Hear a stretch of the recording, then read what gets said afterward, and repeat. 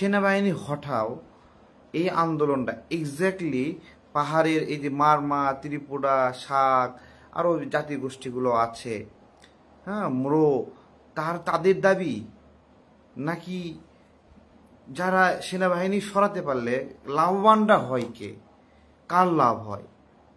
আচ্ছা, যেই সংগঠনগুলো বিভিন্ন সময় এখানে আন্দোলনের ডাক দিচ্ছে, এই দাবি ওই দাবি নিয়ে আন্দোলনের ডাক দিচ্ছে, আপনারা একবার চিন্তা করছেন যে ওই সংগঠনগুলোর কি বেনিফিট?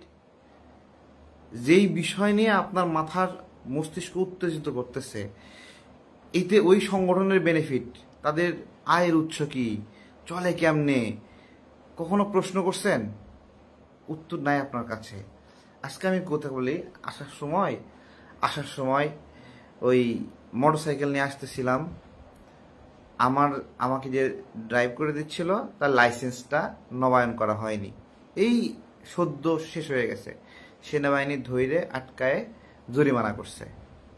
তো আমার দেশের সেনাবাহিনী, আমি আইন ভঙ্গ করছি, আমাকে রামপুরায় আটকায় জরিমানা করছে। তাহলে আমারে যদি জরিমানা করতে পারে, ওই সেনাবাহিনী এখানে রামপুরা যদি থাকতে পারে, তাহলে খাগড়াছড়ি, বান্দরবনে আপনারা কি হয়েছেন, ওখানে সেনাবাহিনী থাকবে না? আমার বগুড়ার দুটা ক্যান্টনমেন্ট, একটা হলো বিপ্লব ক্যান্টনমেন্ট আর মাঝেরা ক্যান্টনমেন্ট, আর একটা হলো জাহাঙ্গীরনগর ক্যান্টনমেন্ট। তাহলে ওইখানে যদি বগুড়ায় যদি ক্যান্টনমেন্ট থাকতে পারে, এটা বান্দরবনে থাকবে না কেন? বাংলাদেশের বাহিরে আপনারা। আমি সেনাবাহিনীকে আতঙ্কিত হই না, সেনাবাহিনী দেখে আতঙ্কিত হই না। আপনি কেন আতঙ্কিত হন? উত্তর আছে কোনো? সেনাবাহিনী দেখে আতঙ্কিত কি হবে? যে সন্ত্রাসী, যে ভিন্ন কিছু করতে চায়, আপনি 1 কেজি মুরগি, 2 কেজি মুরগি, 3 কেজি মুরগি কেনেন, আপনাকে বাহা দেয় না। কি করতেছে? 10 কেজি মুরগি কেনার সময় আপনাকে জিজ্ঞাসাবাদ করতেছে যে আপনি কেন 10 কেজি মুরগি কিনবেন। কারণ আছে না? 10 কেজি মুরগি তো একটা ছোটখাটো ক্যাম্পের প্রয়োজন হয়, আপনাকে জিজ্ঞাসাবাদ করবে না যে 10 কেজি মুরগি আপনি কেন কিনছেন? ওইখানে কি জিজ্ঞাসাবাদ করার মতো পরিস্থিতি নাই? ওইখানে মেশিন নিয়ে ঘোরে না, অস্ত্র নিয়ে ঘোরে না।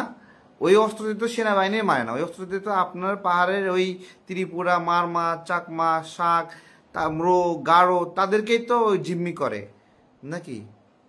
বলেন। পাহাড়ে বাঙালি বসবাস করে, অবাঙালি বসবাস করে, বিভিন্ন জাতিগোষ্ঠী বসবাস করে। আচ্ছা, একটা সমীক্ষা করেন তো, যে এখানে বাঙালিরা বেশি সমস্যায় আছে নাকি পাহাড়ের বিভিন্ন জাতিগোষ্ঠীরা সমস্যায় আছে? বলেন তো। পাহাড়ে আপনিও থাকেন, একজন বাঙালিও থাকে, তাই না? বাঙালি সে কোটা পায়? বলেন, চাকরির নিয়োগে কোটা পায়? ওই পাহাড়ে আপনিও থাকেন, বাঙালিও থাকে। বাঙালি হলে পাহাড়ে থাকার কারণে দুর্গম জায়গা, কষ্ট হয়, হ্যাঁ, তার জীবন যেমন সমস্যা হয়, আপনার যেরকম সমস্যা হয় ওরও সমস্যা হয়। তাহলে আপনাকে বিশেষ সুযোগ দিছে না? কেন দিছে কোটা? যে আপনি যেন নিজেকে আগায় নিতে পারেন, আপনার জনসংখ্যার অনুপাতে আপনাকে আরো বেশি আগায় নেওয়ার জন্য আপনাকে স্পেশাল প্রিভিলেজ দেওয়া হচ্ছে। রাষ্ট্র আপনার উপর দয়া করছে, রাষ্ট্র আপনাকে ভালোবাসা দিচ্ছে, রাষ্ট্র আপনাকে সোশ্যালাইজ করার জন্য চেষ্টা করছে।